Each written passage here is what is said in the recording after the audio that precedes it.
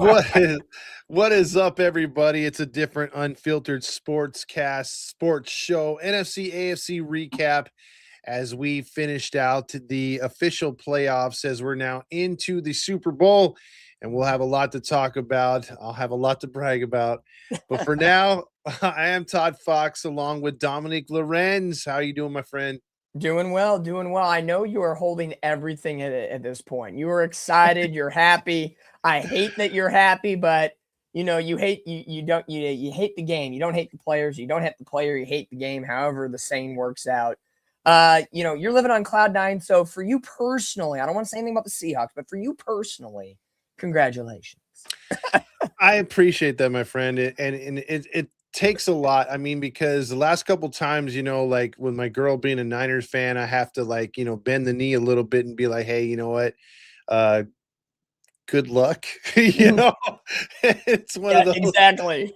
If I don't want to sleep on the couch, it's good luck. And I'll like I said in the last show, when bad things were happening, I kind of ran out to the close the sliding glass door and was cheering a little side, a little bit loud, and then came back in like, yeah, I had to stretch a little bit.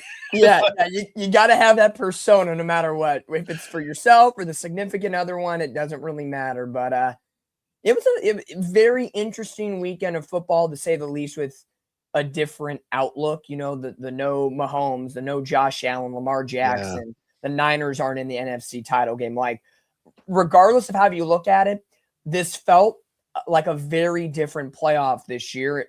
Yet you get a rematch of a Super Bowl, which we'll get into. Yeah, I mean, it tripped me out because this morning, like they've been giving me shit, all season. So, there's a lot of bandwagon Rams fans at my job. So they were like, "Oh, whose house?" They kept saying that over and over. And so I'm like, "Hey, man, you're at our house this weekend, so let's see how that goes." And I knew those assholes wouldn't travel, dude. You didn't see any Rams fans up in the stands. There was more Niner fans up in Seattle 2 weeks ago than there was Rams, which absolutely there was not even surprising. Yeah, it wasn't even close, dude. The Niners had a lot of representation there. And on the fact and that was impressive because Seattle tried their damnedest to keep you guys out with invoking penalties to season ticket holders who were selling their seats, and also to different brands that were selling their ticket holders and stuff like that. So it was crazy, man. Or ticket brokers, I should say. Yeah.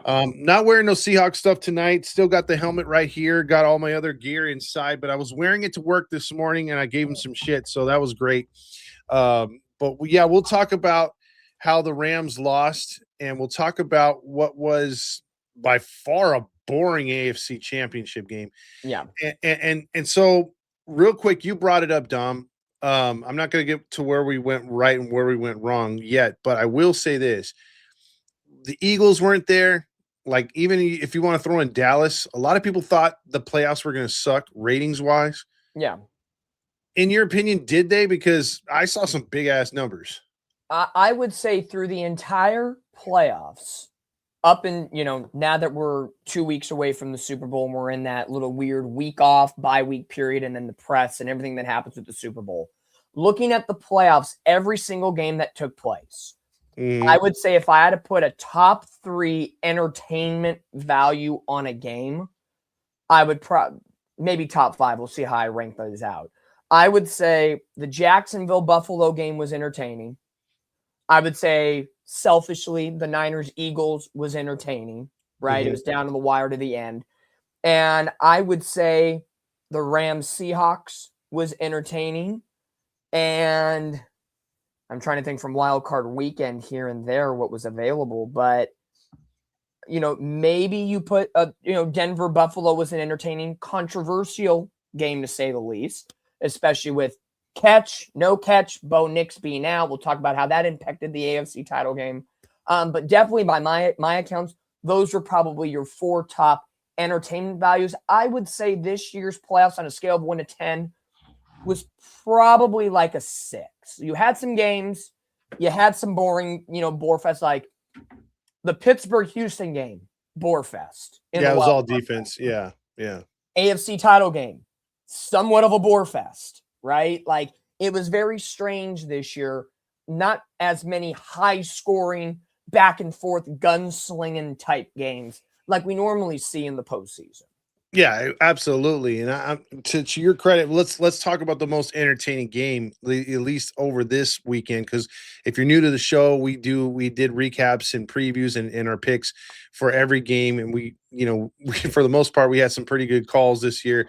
Dominic won this year's picks, but we're going to talk about for the third year in a row. Third year in a row, yes, indeed. Yes. So in this game, I will just say this, man. The three best teams in the NFC all came from one division. Each one of them could have won. Each one of them had their flaws, but they were damn really good teams. The Niners, Rams, and my Seahawks. Yes. And any one of those teams, I still believe could and should win the Super Bowl, as now Seattle's in line for that. But that was going into the postseason. Now where we were at, it was just destined to be Rams, Seahawks if the Niners couldn't be there, because it could have been them as well. Yep. This game lived up to the hype, man. If I would have told you, Dom, in 2 games against the Seahawks that Matthew Stafford would have 600 he had over 800 yards passing, 6 touchdowns. He was something ridiculous like 51 of 80. Yep. And he lost both games. You would say I'm crazy, right? But that's what happened, dude. I will say this. We saw it. Well, I forget, what was it, week 15? When Seattle played the Rams at home on that Thursday night football game in the overtime and, that crazy back and forth game. And I said it on the show right after that.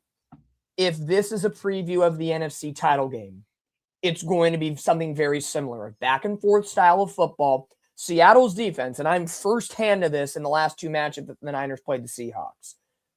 It's smothering. It's dynamic. McDonald's got them going in a very, very correct direction in a very short amount of time. So Seattle is definitely a threat, not just this year, but moving forward. I would say your window was open, I would say, for the next 3 to 5 years, like guaranteed, no questions asked. And that's coming from, a Niner fan. But the way Stafford handled themselves in these 2 games, the Thursday night football, and more especially the NFC title game, this is the only time I'm going to be positive about the Rams, because, what do we have in common? We don't like the Rams, so we kind of win this week. Either way, it was going to happen. Yeah. But Stafford knew how to lead this team in a hostile environment in Seattle. And I think that's what was going to be the driving force. If the Rams were going to beat Seattle, it was going to be on his shoulders and his shoulders alone. Like, the Rams have been the coveted team all season long. Sean McVay, they bulked up defensively. They bulked up with Devontae Adams, and they were on a great trajectory to begin the season. Niners beat them on the Thursday night. They get back on a winning streak. It's kind of, I don't want to say limp, but had a couple of off games leading into the playoffs, and then they took care of business in round 1. Nearly lost to the Bears, looking a little scattered in those first 2 playoff games. And they had opportunities in this game against Seattle, but they couldn't get over that hump. So, props to Stafford, but I think at the end of the day, the Achilles heel was definitely that Rams defense. Oh yeah, and dude, and I'm getting called out for wearing my Ducks gear. We just did a Ducks post game show, but I didn't switch hats. But yeah, I got my helmet. My hats just happen to be to my left, so I can swap in a dime. Exactly. I'm not. I got all my other stuff here. That's the only Seahawks stuff. I'm not going to wear the helmet during the damn show. Trust me, he might paint his face, the Seahawk green in 2 weeks when we do the Super Bowl preview show. Right, exactly. But to go back to your point, I mean, look, he played in a hostile, stadium where Lumen Field gets super loud. Been there many a times. Yep. And the defense, look, he shredded one of the number 1, if not the number 1 ranked defense. To Morgan McCoy's comment, do you think he'll see ghosts? No, I think that ghost mantra gets killed in the Super Bowl. Darnold played just as good, didn't turn the football over. We'll talk about how this game went, but to go back to Stafford real quick, Stafford was, he had Devontae Adams in this game, which he didn't have in the previous game. He had all these other weapons at his disposal. The offensive line did a hell of a job against my Seahawks front 4. We barely put any pressure on them, and that left gaping holes, which I thought that they would, eliminate Puka a little bit. I knew he was going to get his, but he wound up still finishing with almost 170 yards receiving, and it seemed like he missed a couple opportunities to get even more. And JSN got his. but Dom, like in this game, the defense had to play the most man-to-man I've seen him play all year. And at times it bit him in the ass, and at times they came up with big plays. And we talk about this NFC West a lot, how competitive it's been, minus, the recards, because, they don't exist. Come on, I hate them. They don't matter. Nobody wants that coaching gig. Like, they're still out there. Like, shouldn't that say a lot about your organization? Bro, we need a coach, damn it. Yeah, come on. Like, sidebar, again, Todd and I, we agree on that. We don't like the Rams and we don't like the Cardinals. It's easy as that. Yep. But this game, on a defensive standpoint, based on both teams offensively were trading blows with each other. But when there were times in this game where both teams made a defensive stand. So it wasn't like this game was 50-49 final score. There were times where subtlety did work. And the thing that impressed me the most, and again, can't believe I'm being positive about the Rams here, but I'm going to say it again. Stafford was only sacked once. That tells you how important that offensive line has been. If you look 2 weeks ago against the 49ers, who were banged up from here to kingdom come, Brock Purdy was sacked about 3 times, but the number of pressures that prevented him from leading this offense in any sort of way proved how smothering Seattle's defense was. They only had a handful of legitimate pressures that freaked out Stafford, and only 1 sack in this game. So you know who pisses the Rams. Oh, absolutely. And not to interrupt you, but I can't stand Dotson. Dotson is a dog on the offensive line. He makes a lot of plays, and I was impressed too on how good that offensive line was not to false start. I mean, they didn't have one false start, and that was probably one of the loudest performances by the Seattle 12s all season long. Yeah. So I was tripping on that. I thought, and this was for the most part a very clean game. There's a couple penalties we'll talk about later on, but for the most part, Dom, it was a clean game too. And the Rams too, before we get to the Seahawks side, they were also able to run it a little bit. But to some of my Rams friends at work, they were like, why did we get away from that? Do you think that was the right move, not running the ball too much? Honestly, looking at the numbers and how the Rams have broken down their running game this year, they ran the ball 22 times for 114 yards. 55 came from their backup running back in Blake Corum. 39 came from Kyren Williams. 16 with Matthew Stafford, and 4 yards from Puka Nacua. Thank you, Zigzag. I appreciate that. I'm still licking my wounds, but we try, right? We're trying here. I honestly think the Rams to me are one of those teams in the NFL. You live by the pass, you die by the pass. Correct. In my opinion, I'm shocked they didn't throw it more than 35 times in this game. I'm surprised. You had Nacua, 9 catches, 165 yards. Devontae Adams, 4 for 89. Both those guys got a touchdown.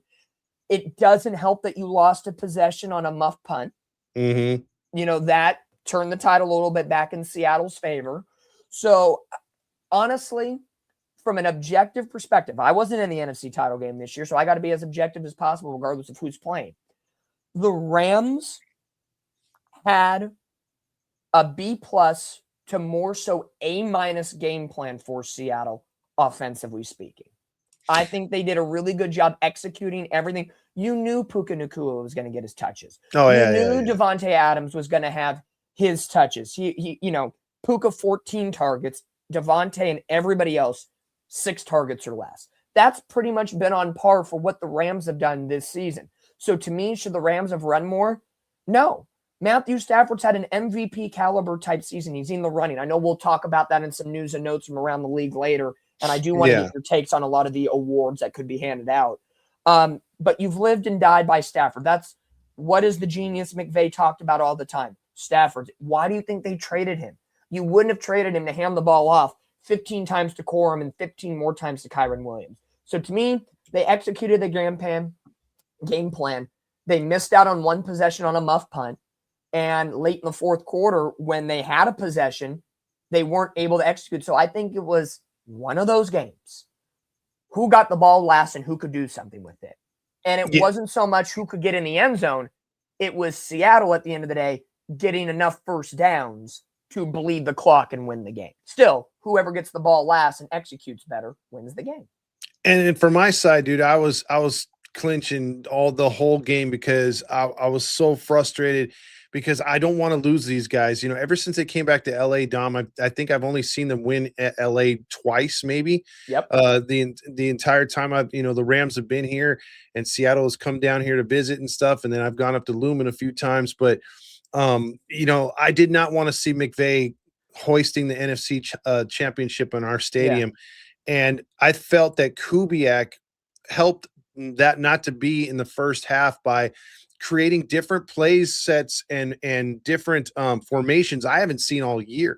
Yeah. With JSN out of the backfield, the constant motions they were having to use. Halani, I believe his name is, the third, fourth string running back. And then you had some strong running from Walker. So they were mixing it up really good. They went down there, got a touchdown. The Rams came down, got a field goal. They returned with a field goal. And you just saw some really nice plays, some chunk plays by both teams. And then I felt it was huge at that point when they held the Rams to 2 Mevis field goals, and it was 10-6. And so instead of giving up touchdowns, you're only giving up field goals. And then the Rams went down, and I saw something. I don't know if you saw on that on the running back touchdown pass from Stafford, but Ewan Mora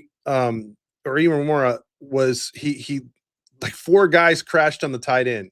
And they let the running back just out, and I was like, oh shit. That was reminiscent of how Christian McCaffrey played against Seattle week 1. Remember, we were watching the game together, and you're like, forget about this guy. You go after this guy. Like, a running back's going to blur out of the backfield and just kind of skim to the right and kind of go into no man's land. And it just wasn't read properly. So again, you had opportunities. And for Seattle, a team that had been so on of late defensively in the back half of the regular season and in this postseason, there were some blips in the wrong direction. So the Rams did expose something, in the future. Does New England capitalize off that? We'll see how the Super Bowl comes out. The biggest drive of this game, I think, was when the Rams down 31-27 in the fourth, 14 plays, 84 yards. They end up turning it over on downs with about, how much time was left in the game? About 4:54 left. To me, I would have gone for the field goal, cut the deficit to 1. You still had multiple timeouts at your back pocket. And you need to stop Seattle one more time because, again, you didn't get the points. You forced yourself in a touchdown. If you go down by 1, it's not the most opportune thing to do. But if you do get the ball back and your defense stops Seattle, all you need is another field goal. Your kicker proved that he made everything that he kicked mostly in this game on Saturday. I think looking back, I think he was perfect in this game. Made all his field goals, made all his extra points. There was nothing wrong. So you would have tried at that point. I think that's maybe a conversation. Does Sean McVay go back and do it? Probably not. I think he still goes for it because you saw the same script, when they played on that Thursday night. Both teams, 4th down, go for it. 4th down, go for it. Go for 2 in overtime. Like, it's, the impact of an NFC title game. And both of these coaches, well, more so McVay has been a part of more of them in high-pressure situations than McDonald. This is kind of McDonald's coming out party deep in the postseason. So just something to think about moving forward. Oh, we'll get back there in a second as Morgan keeps saying Donald sees ghosts. But the thing was, he didn't see it the other night. And going back, we'll go to that point real quick because I do want to hit on that what should have been 31-30.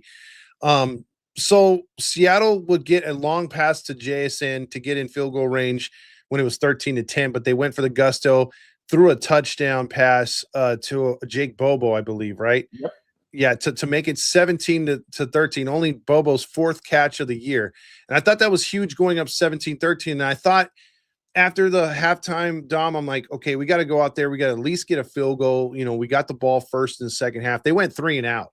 Yeah. And I was like, shit, we're in trouble. And we go to punt, and that muff punt, dude, like he muffed one earlier in the game, but recovered it. Yeah, he muffed it, and then all of a sudden we're 1st and goal, dude. Or no, we're at 1st and 10 at the 20. Yeah, something like that. Some inside the 20. So we're red zone like right away. Field position.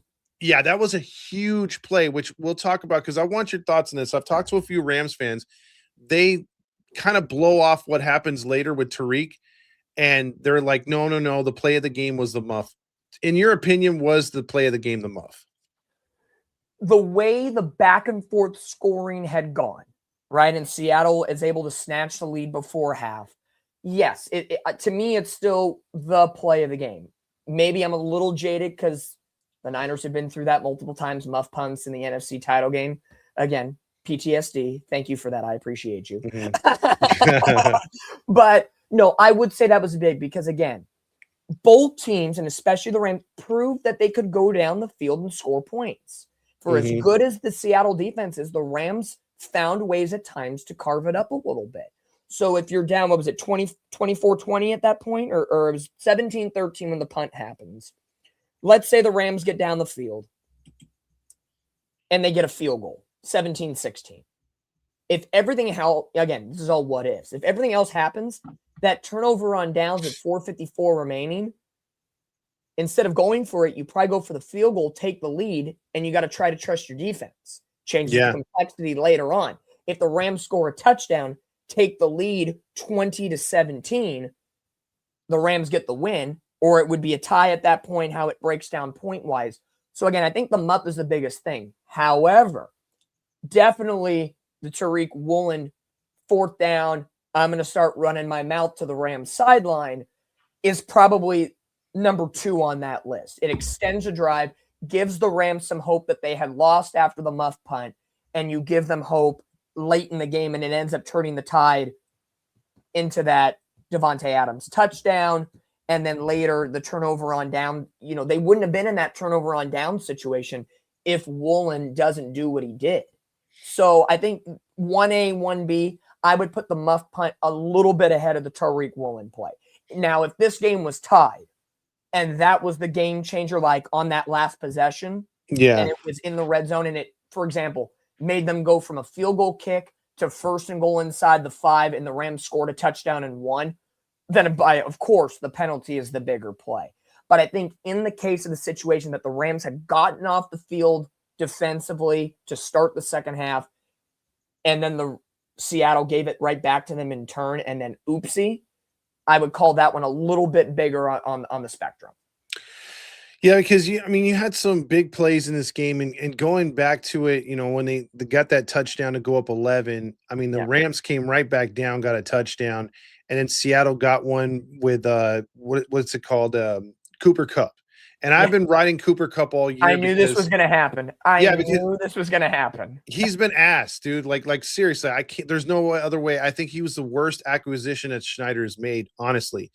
And before I get to what Reek did, him scoring that touchdown, I thought was instrumental. He made a couple good catches. Obviously, the one later to extend the clock and really run down the clock, which normal Pete Carroll teams would have just ran the ball and trusted the defense, and you would have been in a nail biter, and you probably would have lost.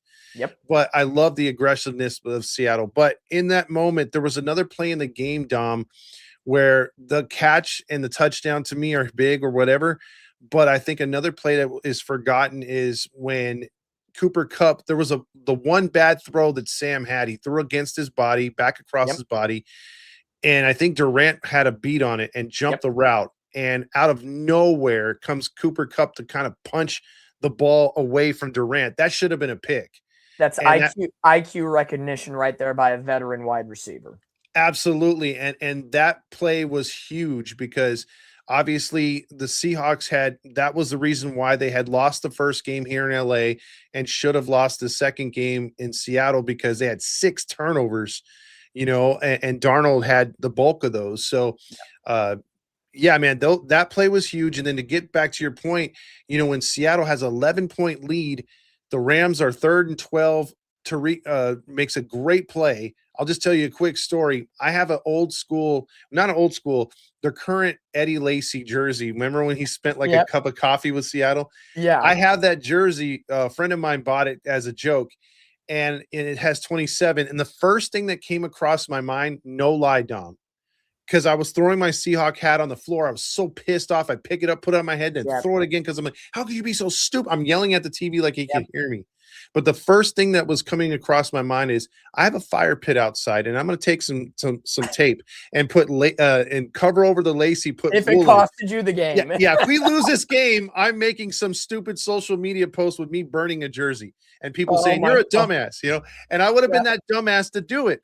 but I was so angry because that play could have and did freaking change the tide, and it could have cost us a game because the very next motherfucking play over the top, and the dude gets beat.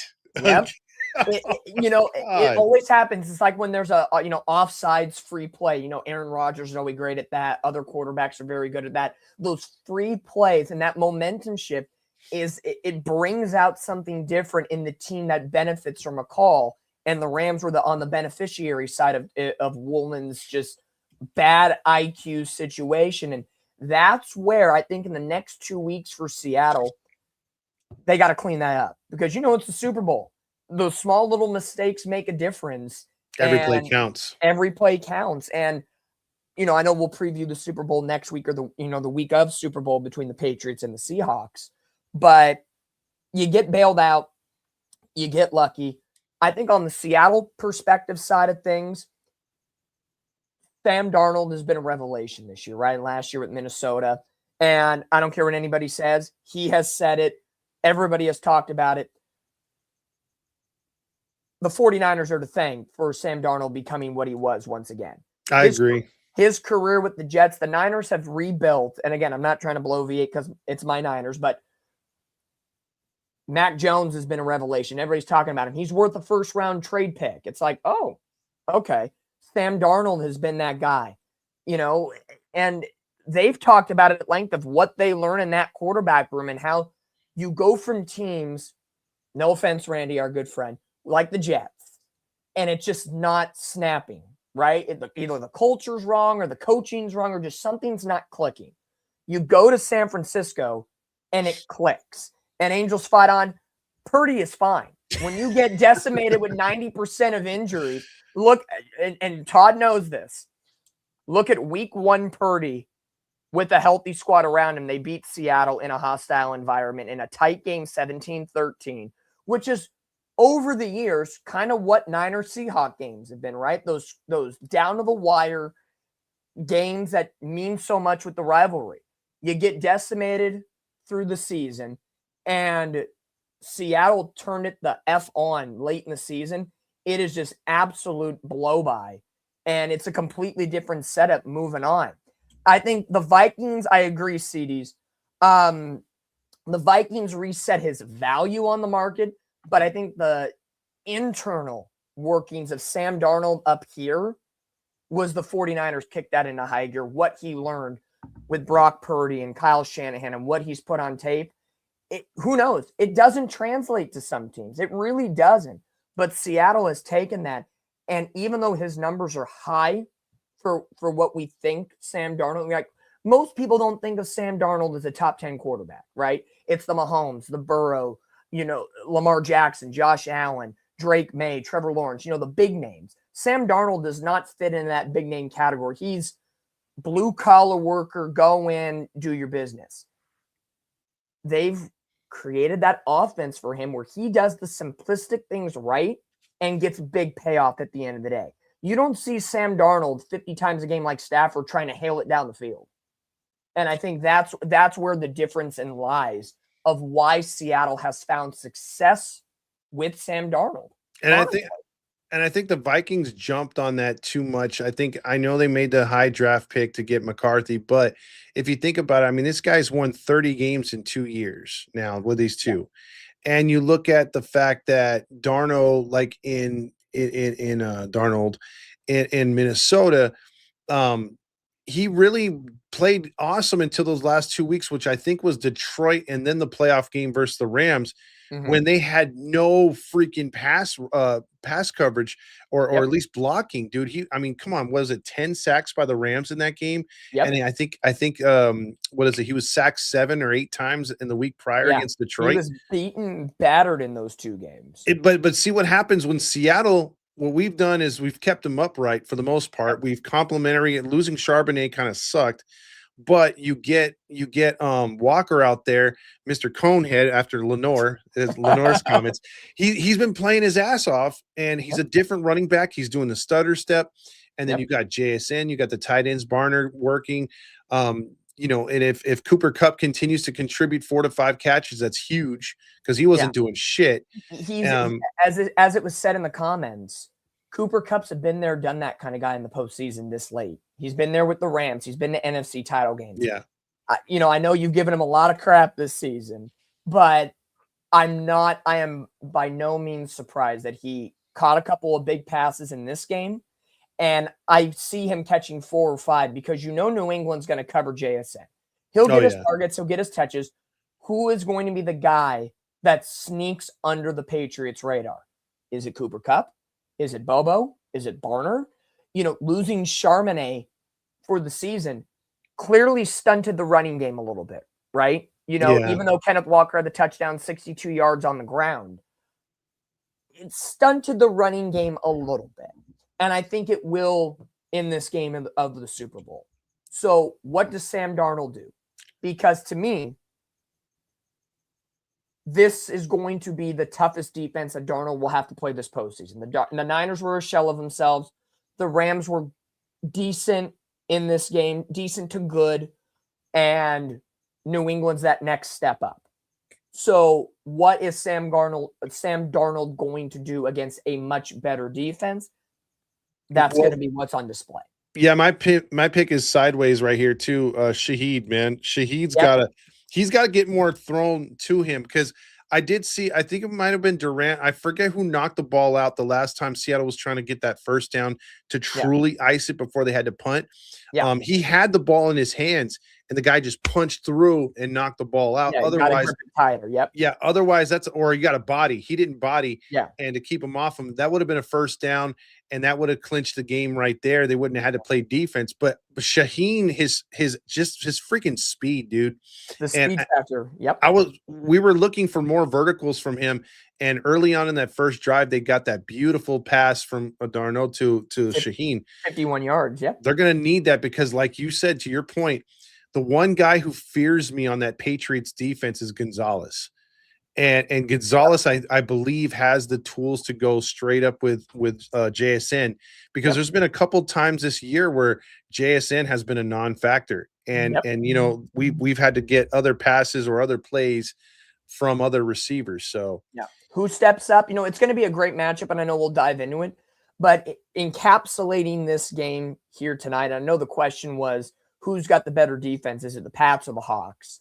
Right now I'd say Seattle has the better overall defense, but Seattle, Houston, New England were pretty much your top 3 defenses in the latter stages of the regular season this year. So you're going to have 2 really good defenses on hand at the Super Bowl. So I think that's a positive fact, but there's a lot of factors to go into the Super Bowl. But overall in this game against the Rams, Seattle had enough in the tank to beat the Rams. Because I think, honestly, the Rams offense was clearly carrying the defense. And I think if they had one more shot at the end zone near the end of the game, if they had, because they had, that final drive, 30 seconds and no timeouts, something along those lines. 22 seconds. 22 seconds. To me, if they had, because they were at the 50 when Cooper Kupp went out of bounds at the end of the game, they were around about midfield, just past midfield-ish. If they had about another, I'd say if the Rams had 50 seconds and one timeout, they would have easily had at least 1 or 2 shots to the end zone inside 40 yards based on how he was getting the ball to Cooper Kupp. And it would have made it interesting, not guaranteeing a win, but it would have made the case scenario interesting. But definitely, as we transition from this game to the AFC, this was definitely the better game of the 2 in that weekend. Yeah, the final thing I got on this one real quick is just that, it could have been 31-30. I thought it was kind of fitting because you know how we beat the Niners to go to the Super Bowl a few years back with the play by Sherm. It took a corner Witherspoon to knock that ball away from Cooper, not Cooper. Crabtree? What is it? Yeah, no. Oh. In the Rams game, Puka. Oh, Puka. Yeah, Puka, one-on-one with Witherspoon. Witherspoon made a hell of a play because he had been torched 3 times earlier in the game too by falling down. Yep. So it was just fitting that a defensive play won the game for Seattle. But hell of a game. That we spent a lot of time on that one because there was a lot of moving parts. This one will be quicker. Yeah, this one a lot quicker. I mean, disappointing from the end of the last Denver game. I mean, the fact that Bo Nix goes down, you're not able to go out there with your number one top Yeah. gun quarterback. And now you got to go in there with a guy who hasn't thrown a football in 3 years and last played for Vegas. So that's not good either one. It's awful. Like, I really think the overarching theme of this game was, of course, defense. Definitely. Yeah. And that was the team I'm missing, the Broncos. Those are your top 4 defenses. Houston, Seattle, Denver, New England. They So were all right there, you Yeah. had 3 of the 4 top defenses on display this weekend. Okay? So at least that got it right in the NFL. If Bo Nix plays, Denver wins. Straight up. Bo Nix plays, Denver wins. Yeah, it's probably like a 21-10 game or something. Because I mean, look, Denver had an opportunity, even with Strider or whatever the hell his name is, to have a 10-0 lead, and they chose to go for it and giving the momentum back to New England. And in this game, I mean, a lot of people forget with Tom Brady retiring, what is it? New England has 6 titles, man, or 6 world championships, and they're striving for 7. And you can easily look at this one, like as a Seahawks fan myself, I'm like, well, wait a minute. How did they get there? Easiest schedule, first year coach. A lot of teams had injuries that are normally juggernauts. And then the fact that, they had the easiest run to the Super Bowl. The quarterbacks they played were turnover machines. Yep. And it didn't exactly blow out, freaking Houston after 5 or 6 turnovers or whatever they had. So it's easy to look at this as a Seahawks fan and be like, oh, well, this should be a walkover. And we'll get into that next show, but I don't think it's a walkover. I think it's going to be a tough game. You think it's going to be a tough game.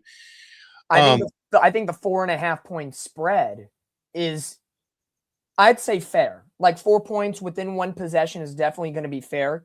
Now we have to remember New England, both games taken over by massive snow. That changes. I don't care if they're New England and they're used to it, and Denver's whatever. Weather is a different freaking element. Seattle at this time of year was hella lucky weather to not play no factor in the Niner game or the Rams game. I don't know how the hell Seattle got that lucky, but with Seattle being wet, up there in the January time span, very different. But this game was definitely defense orientated. Both teams had field goal opportunities at the end of the first half and couldn't connect. So if Denver scores and made that field goal, we're in a completely different ball game once again going into the second half. I just think, to me, I circle all the way back to Bo Nix. If Bo Nix plays, this offense runs a little different. And Stidham kept him in the game as long as he could. Right? They weren't blown out. This wasn't 40-7. 10-7 was the final. He did enough to keep them in it, but he didn't have it in his back pocket to get them over that hump. And to, and that Gonzalez made an interception late when there was like pouring snow. I mean, the snowflakes were the size of your hand at that point. Yep. And freaking, like, it looked like he just threw it up there just to pray that it would come down. And Lazarus makes a big point. I mean, I never thought that there was an injury. I saw the end of that Denver game versus Houston, and that was a dumb call for him to roll to his left instead of just taking a kneel. We talked about that on the last show. Yep. His ankle broke, and we're like, what the hell? Like he's out. And so right there, New England had big time freaking favor. And you're thinking that New England probably doesn't stick it to them because it's Denver's defense, but they should win by 10 or more, something like that. Maybe even like, 8 or whatever. But damn, dude, like it even seemed like when the weather got bad, Dom, I haven't seen them wear those like color rush white jerseys. And all of a sudden they're wearing all white. And that's like an added advantage, dude, with fog and snow. Yeah, so. Right. It's, I really think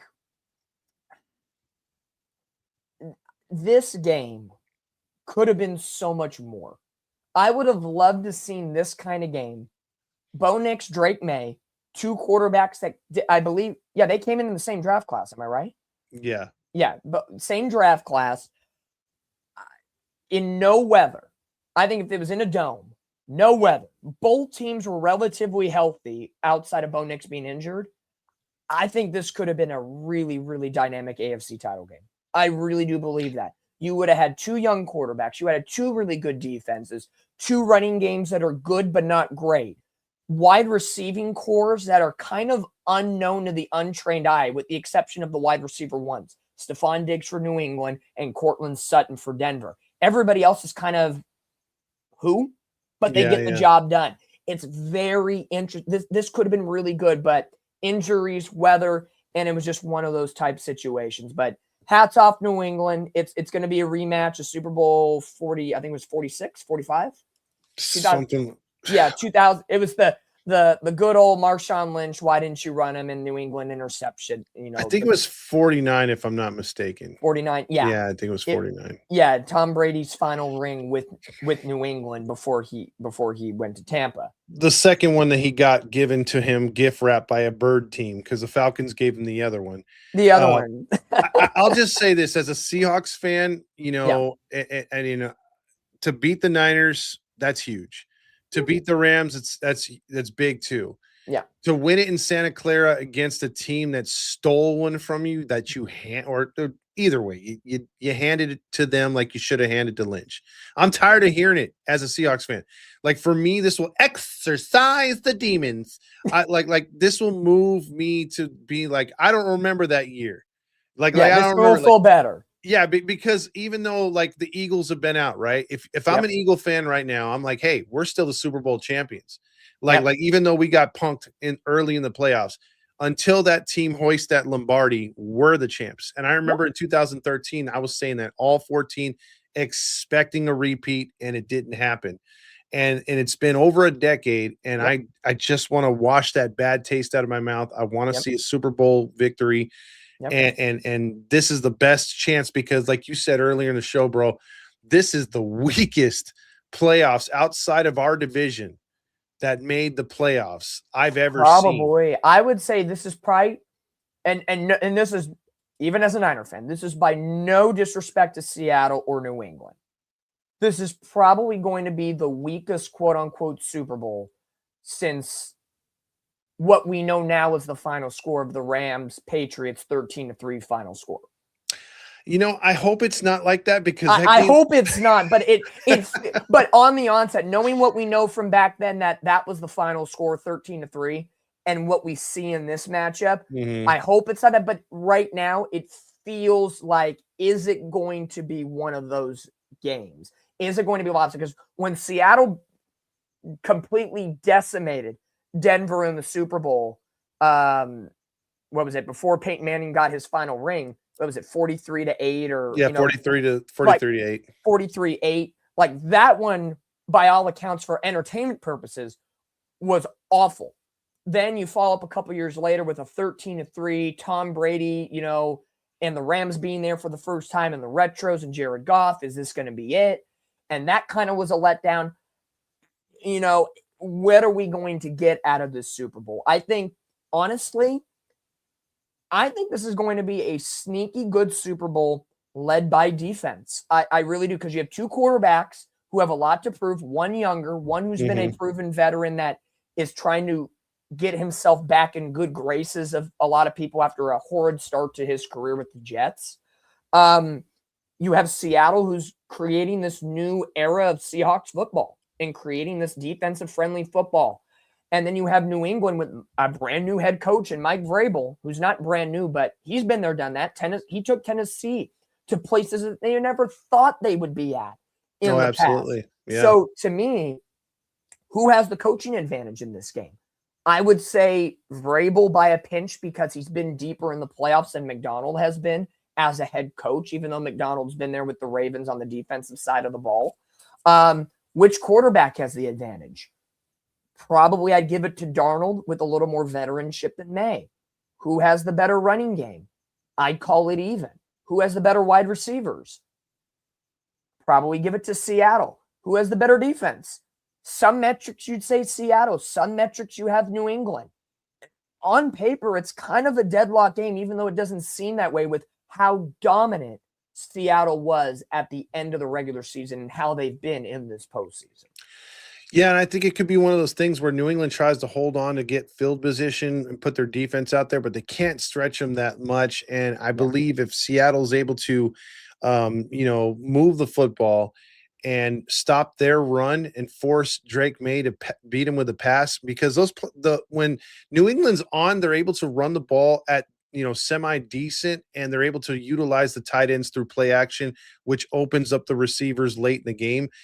And if you can't do that, Yep. and Seattle's able to stymie the run and make you one dimensional, play action doesn't doesn't affect a defense with their ears pinned back.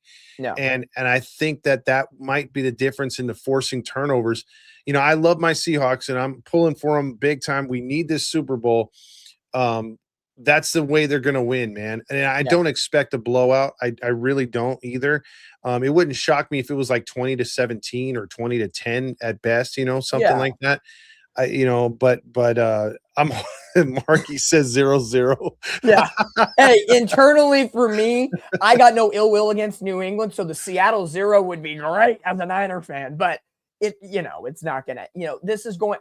I think it's going to be a sneaky. I'm not going to say a sneaky elite Super Bowl. I'm going to say this Super Bowl is going to be sneaky good.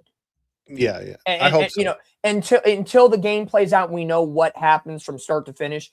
For the next 2 weeks, I'm going to call it a sneaky good Super Bowl matchup in a year where there's no Niners, there's no Chiefs, there's no Buffalo. And I know I'm hurting as a Niner fan still. I'm going to get over it and move on to the next season. I think Buffalo's hurting more.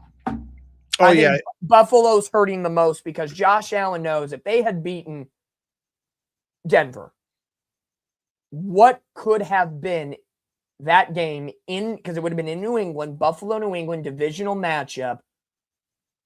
In your opinion, does New England beat Buffalo in New England if it was those two teams? I don't care if it snows. I think Josh Allen finally gets over the hump. He kind of. Then in that case, let's say it's Buffalo, Seattle.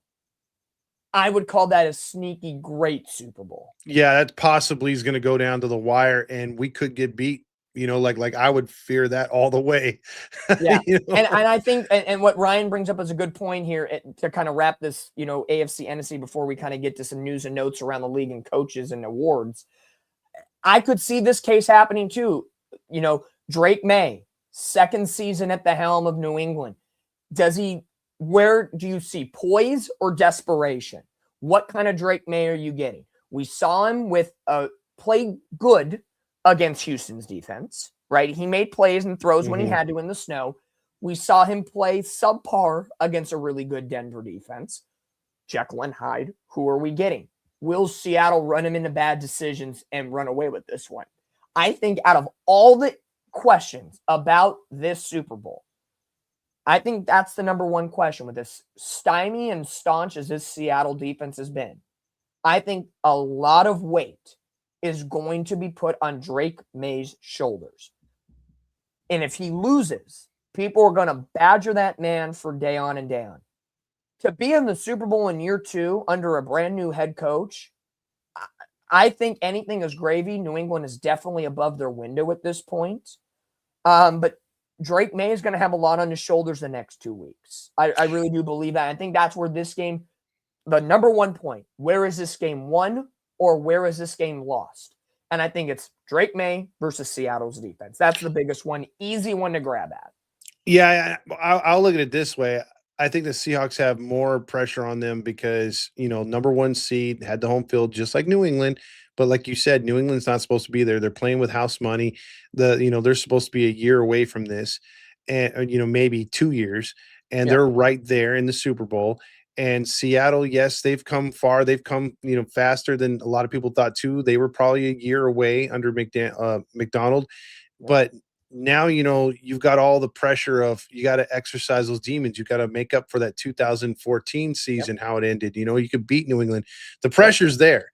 So I don't think it's a lot, but I think McDonald's the right guy to coach, and then to handle the non-pressure, to happy that we're just here. No, we want to win this thing. Vrabel's the perfect coach for the Patriots too. So the one other element that was brought up, I just realized this. Brian brings up a good point. Josh McDaniels is the OC in New England.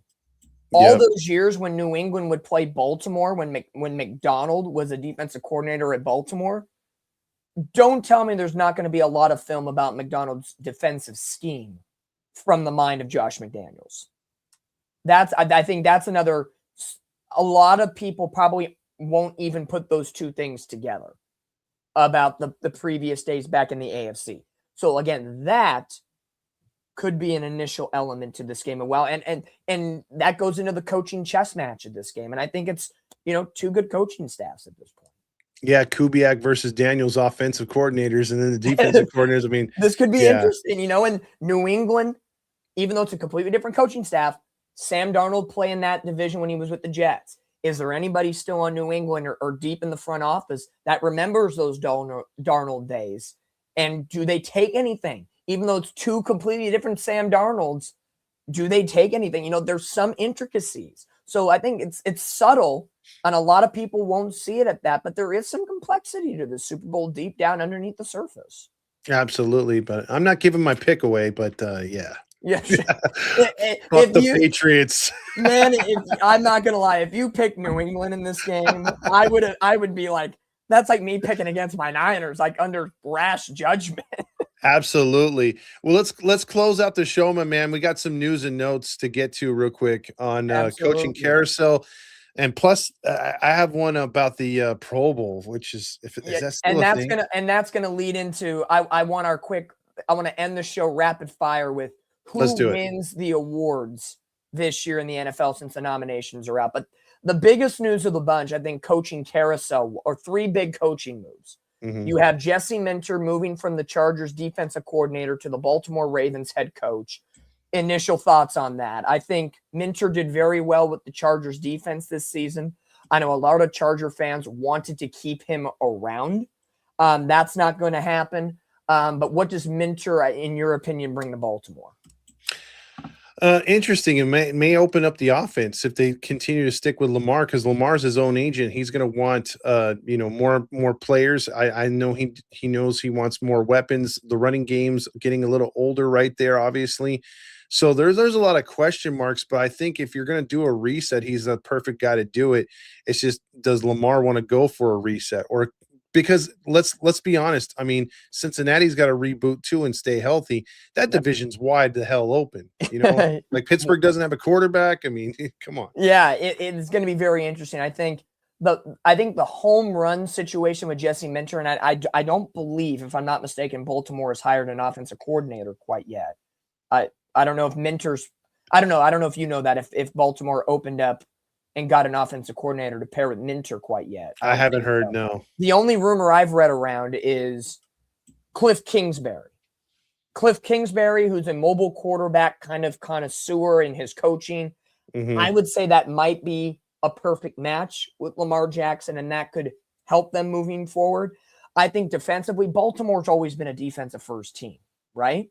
So yeah. To me, Minter, I think, is the right pick for Baltimore. I'll say that clean out.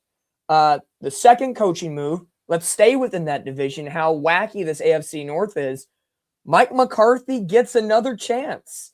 And after interesting times, we'll say, we know Maddie's not here, but very interesting times with the one-star rated Cowboys. He's now the leading man in charge in Pittsburgh. Mike Tomlin gone after 18 years. It just smells like the milk's being taken out of the fridge and it's just going to sit on the counter until it spoils. Yeah, that might. I mean, we're talking about a franchise that's only had 3 coaches all time. So, like with the great guy, why I forget his name right now, the Pittsburgh Steelers coach, Tomlin. Why did I forget Tomlin? So Tomlin sitting out for a year. Red Furnace brings up Sean McDermott doing the same thing. Those 2 coaches will be the hottest commodities next season. Yep. But for Tomlin to leave Pittsburgh and then your replacement, because you put a legend after a legend, like Cowher left, and then you brought in Tomlin, and Tomlin was just a meat grinder in that division, and just a mainstay. Awesome head coach, Hall of Famer, absolutely. You bring in McCarthy? Really? Like I'm going to be strange. You know me. I always like to take a hot take every once in a while. I said it early on in the season. Was this year Tomlin and John Harbaugh leave their respective teams? Yeah, And it happened. True. So I'm gonna go out on a win with you right now. Aaron Rodgers is going to be the opening day quarterback in Pittsburgh. He and McCarthy. I'm telling you, I've seen stranger things happen. How many teams, honestly, would sign Aaron Rodgers to be their starter right now? I don't think any. And with the way Pittsburgh is having to reboot right now, I think it's safe to say McCarthy would want a security blanket. Pittsburgh should draft the next heir Messiah. I know they drafted the Ohio State quarterback from last year, Will Howard. I don't know if Will Howard's going to be that dude, but I see him coming back. They got both their running backs, Jalen Warren and Kenneth Gainwell. DK's still there. To me, Rodgers quarterback, they got to retool at the wide receiving spot. That defense is still okay. It's older, but okay. They're very old, though, man. Very old. Very old. I think if you bring Aaron Rodgers back, you beef up your wide receiving core a little bit. You add maybe one piece on defense that's younger. In a strange AFC North division, you never know what you're going to get for it. Is Cincinnati going to be healthy? What's Baltimore going to be? That team, 9 wins may get you in the postseason. I think Aaron Rodgers and that little setup could get you at least 8 wins, and then you kind of battle for some other ones. I've seen Stranger Things. Am I right?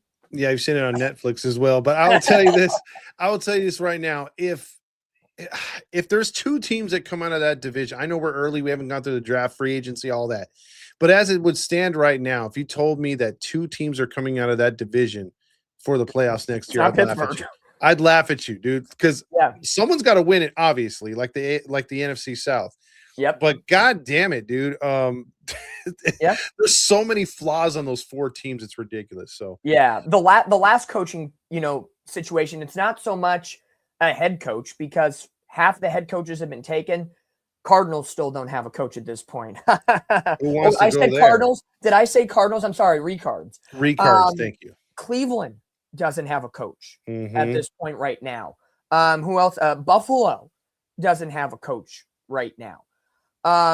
So since there's not much head coaching or to talk about except Robert Saleh getting hired by Tennessee, from a Niner perspective, it's a bummer that he couldn't have one more go around with Bosa and Warner, and those injuries really took over the defense. Yeah. But he made do with what he could this season, and the Niners got as far as they did with what they had. And I still have mad respect for Robert Saleh. I do not have a single negative thing to say about Robert Saleh. I think Tennessee is a good opportunity for him because it's a team that doesn't have a lot of pressure on them. When he went to the Jets, even though the Jets didn't have high expectations, it's still that New York media. And they still elevate their teams way higher than they should be. So I think Tennessee has a good young quarterback. He can mold that defense, which at times looked okay at, this season.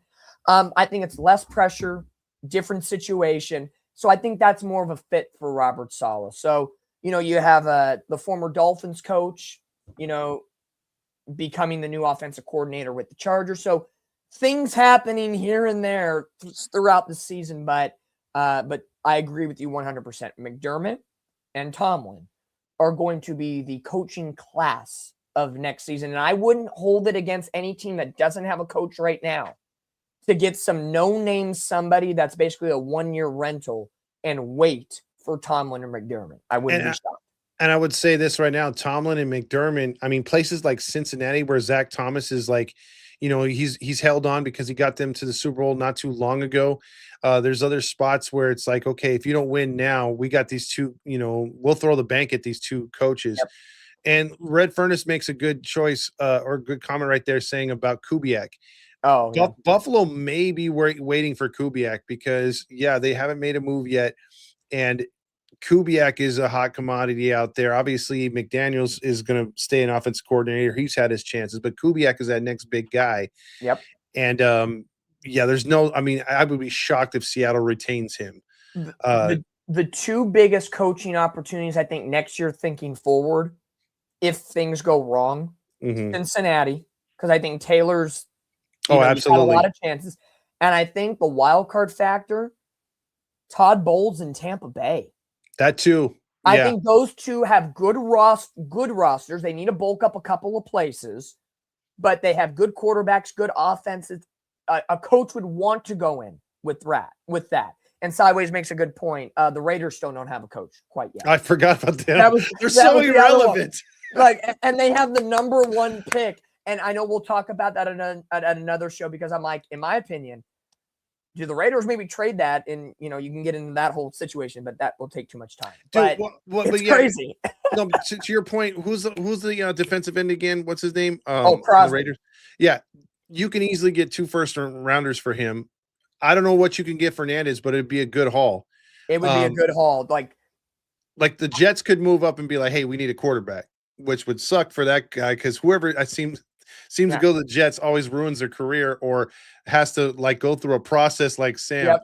But going to the Raiders is not different unless Brady's got some magical pixie dust.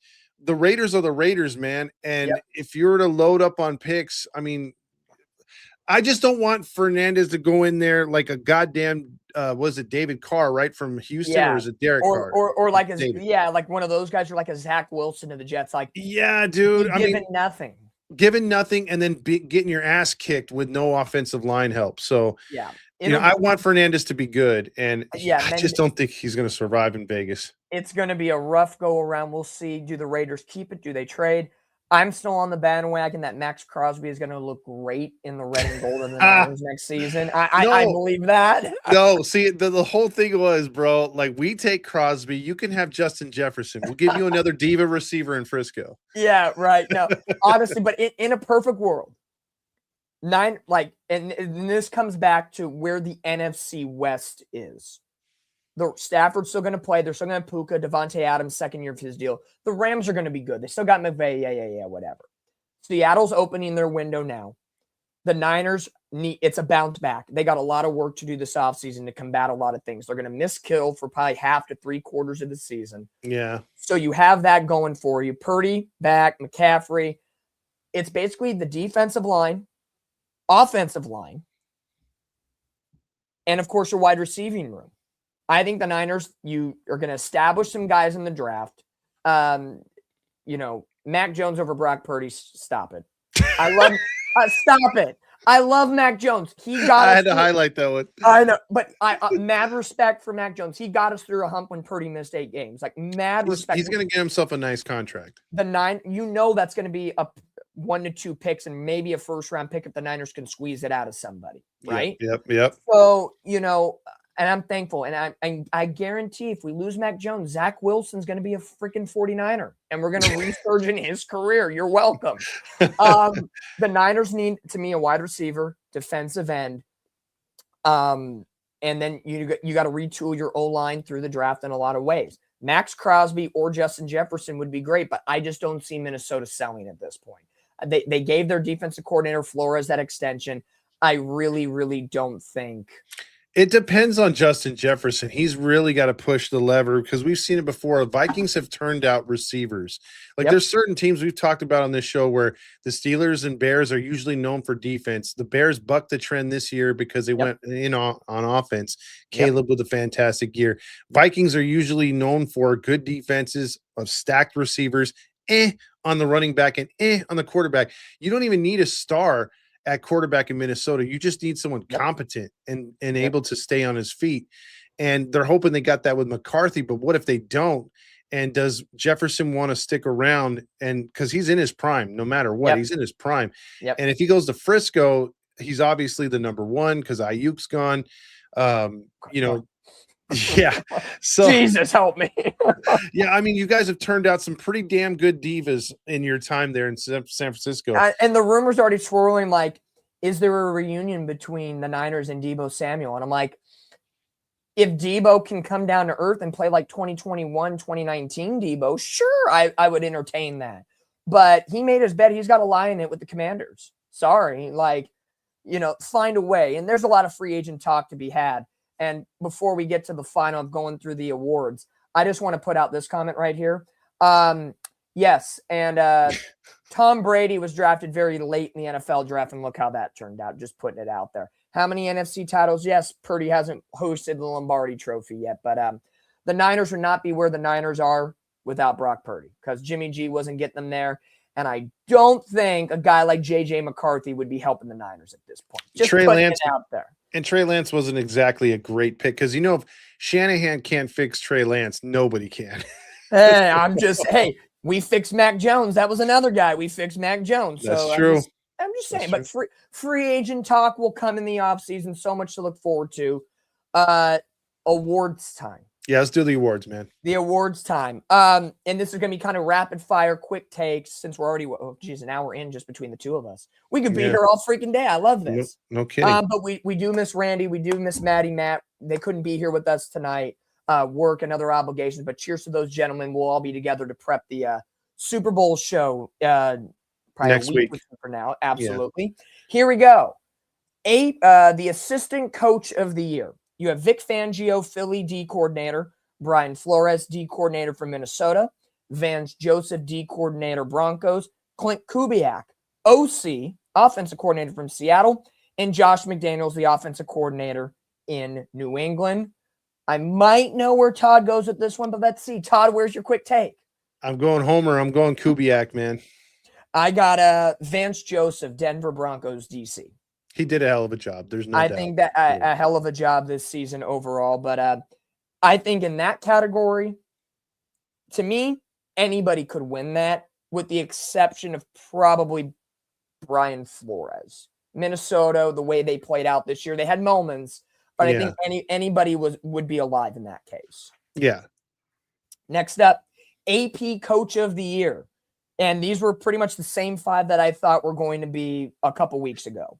Liam Cohen, Jacksonville, Ben Johnson, Chicago, Mike McDonald, Seattle, Kyle Shanahan, the 49ers, and Mike Vrabel, New England.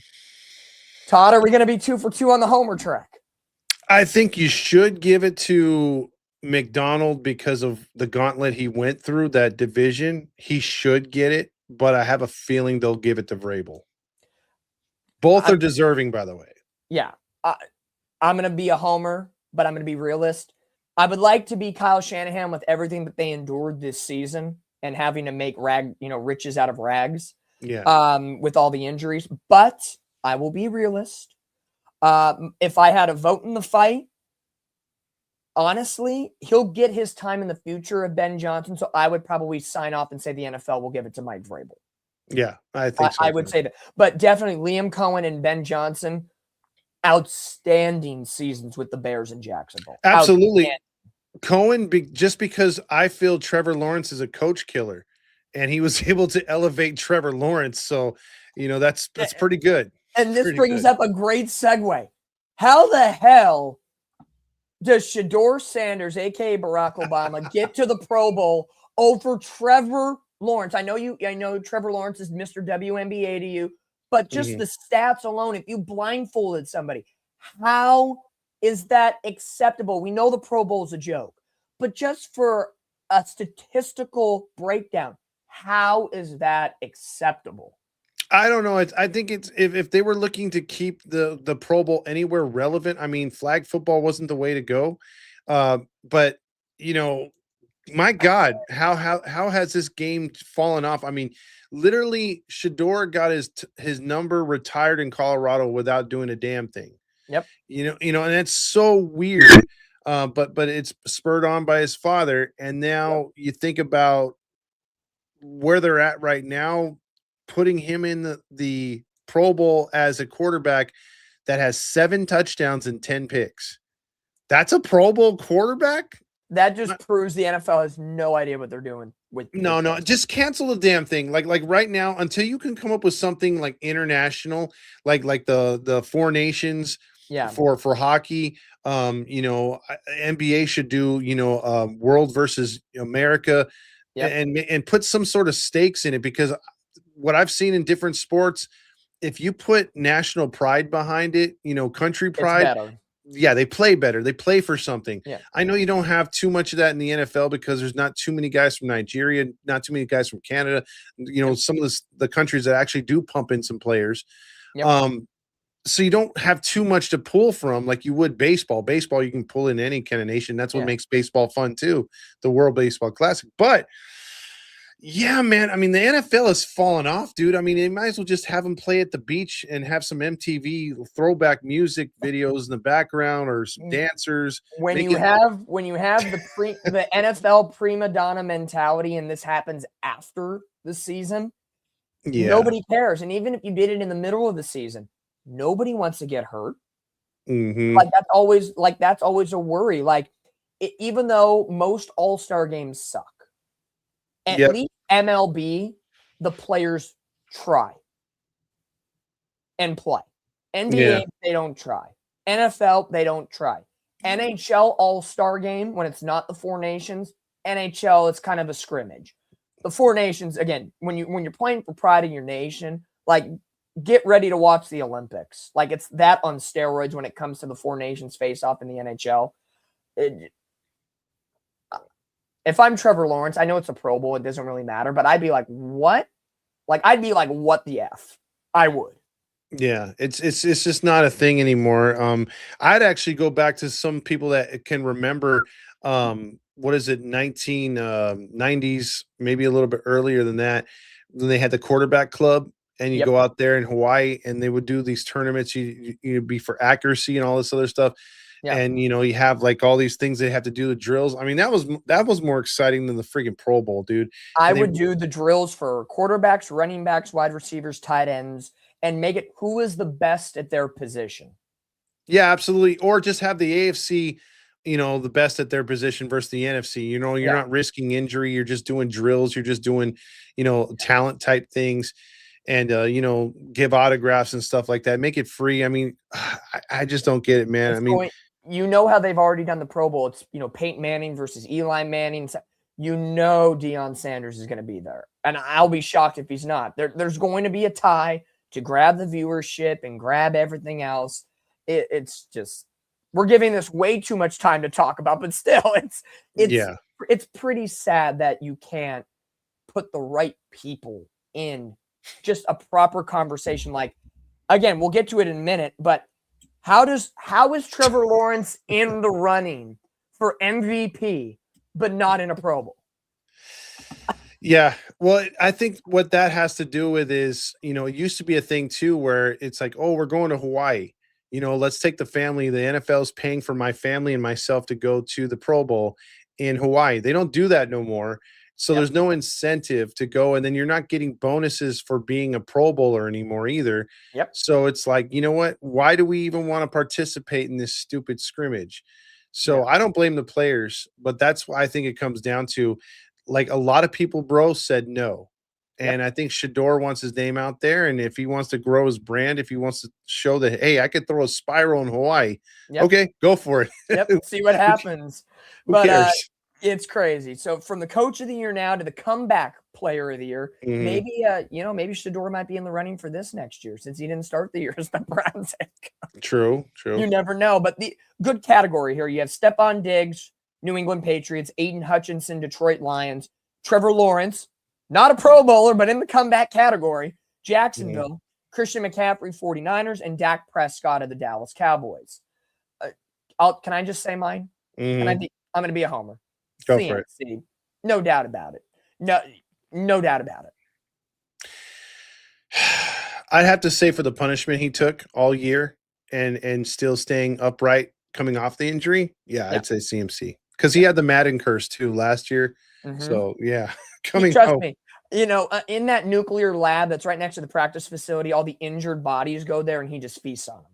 And that's I guess so. You give up, you got to sacrifice to give something. And, Christian McCaffrey had a fantastic year, catching the ball, running the ball, the do it all for you. The amount of touches he got, another 1,000 season, tops in the Niners franchise history in single season stats. It was a year for CMC. Wish it could have ended up better, but definitely love that comeback player type mentality. Next up, defensive rookie of the year. You got some good ones, and I think Todd may be a homer in this one as well. You got Abdul Carter, New York Giants. James Pierce Jr., Atlanta Falcons.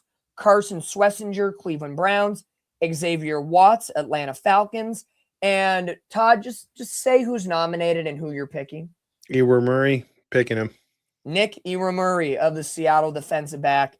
And shockingly, I will agree with you on that one. I think that one's pretty straightforward. If I had to give a second one, Schlesinger for the Browns had a really nice season. I'd give it to Schlesinger as the second pick, but Ewer Murray, Seattle will take this one away.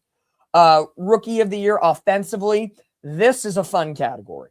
You got Jackson Dart, the Giants, Emeka Egbuka, Tampa Bay, Travion Henderson, Patriots, T. McMillan, Carolina Panthers, and Tyler Show, New Orleans Saints. So some guys who didn't start the year, or some that had really good parts of the year and then had really bad parts of the year. Kind of a little mixed bag of a little bit of everybody.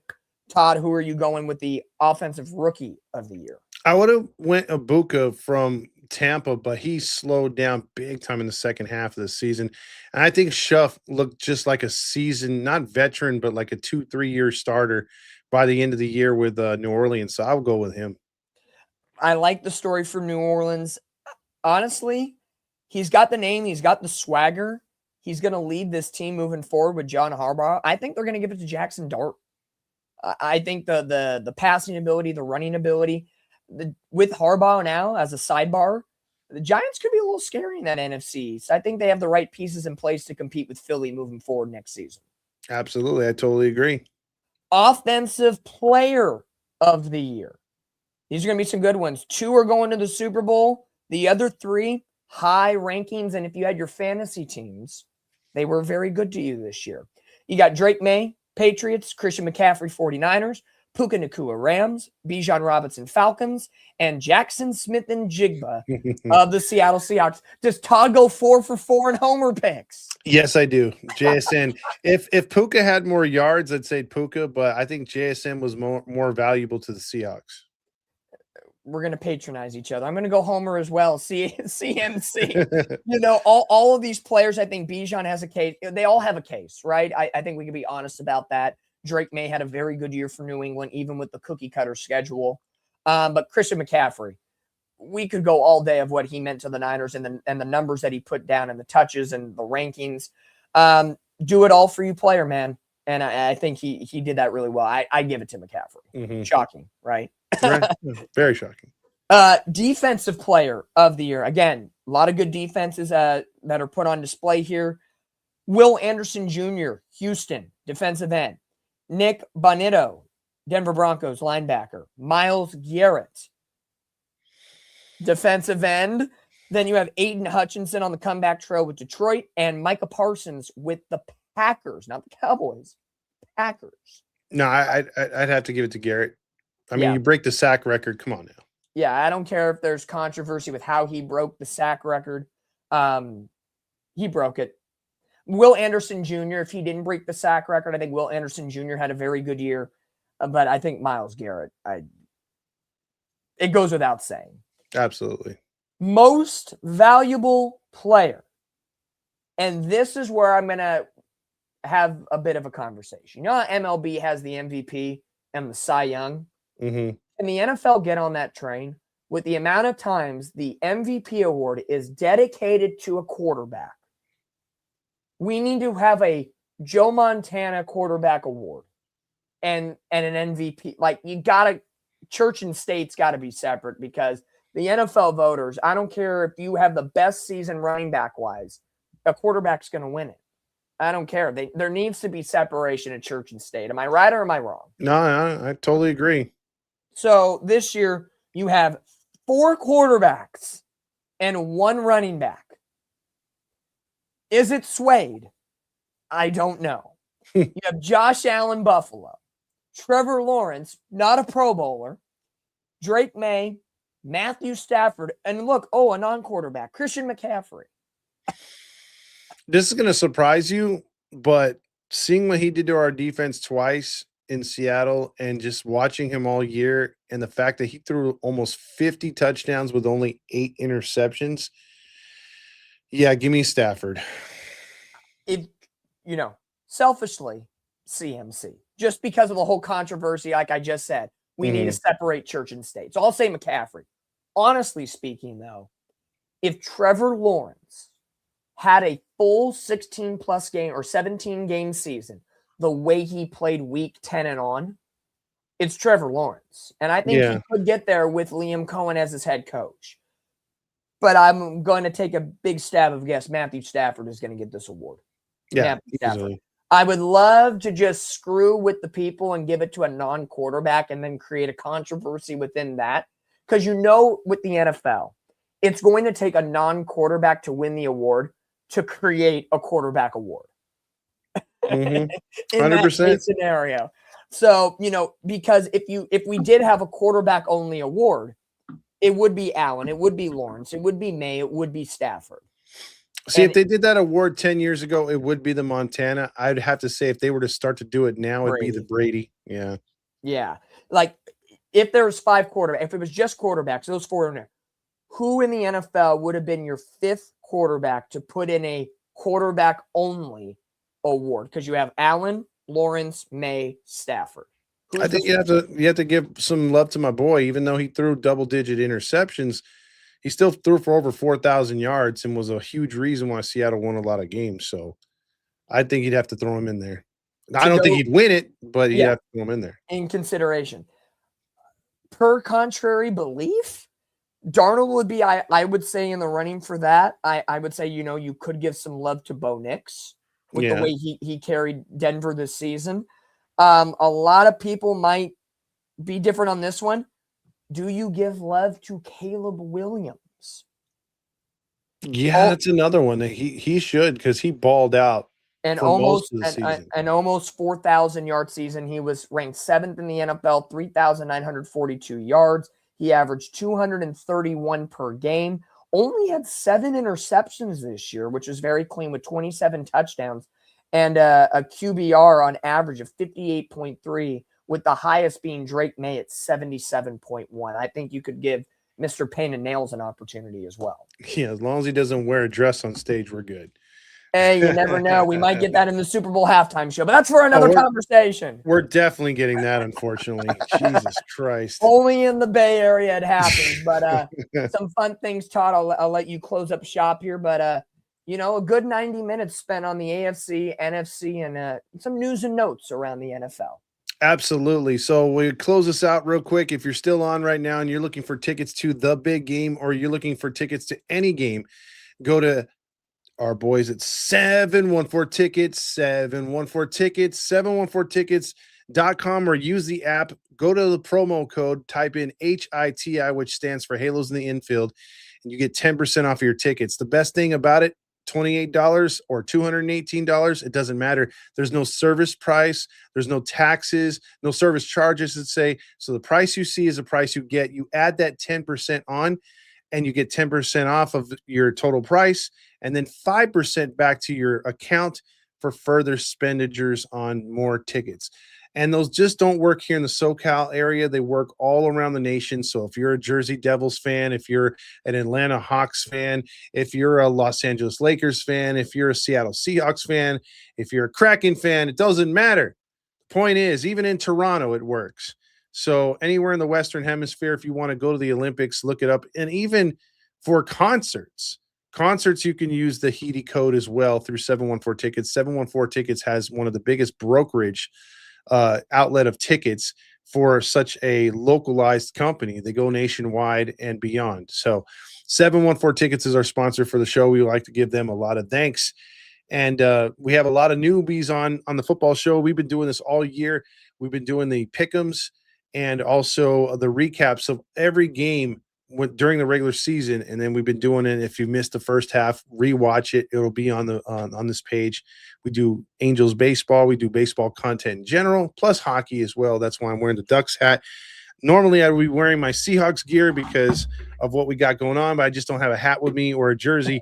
Most of it's still baseball and hockey stuff, and then he's got his Niner stuff. He was wearing his Duck stuff, Dominic, right there. So huge Niner fan, huge Seahawks fan. We still get along. Yes, we do. For week 1, we were friends. Yes. Week 18, we were friends. Not so much. Not so much. Playoffs, Not so much. I was down with the sickness, so I wasn't 100% myself. But we still come together. I still give props to Seattle. It pains me. It's excruciating. But I got to be honest. And right now, if you want your Super Bowl tickets on 714 Tickets, you know what the cheapest price is? The grand total of just $6,932 a ticket. Just under $7,000. You'd use our 10% code. Let's go ahead. 10% off that. You get 2 tickets, 12. You get about over $1,200 off. How about that? That's pretty damn good. Let's go, baby. You never know what can happen. But yeah, we love 714 Tickets. We love all of our sponsors, Noble Ale Works, and everybody on the crew. We keep it going here on the Halos in the Infield and Unfiltered Sports Podcast Network. Absolutely. So this has been the Football Show. Look forward to seeing us next Monday as we'll preview the big game, and we'll talk more news and notes if there's any at that point. Get your comments and everything else on the Unfiltered Sports Network. I am Todd Fox, and that is Dominic Lorenz. Go Niners. Even though they're gone, go Niners. The Niners. Go Hawks, baby. Super Bowl.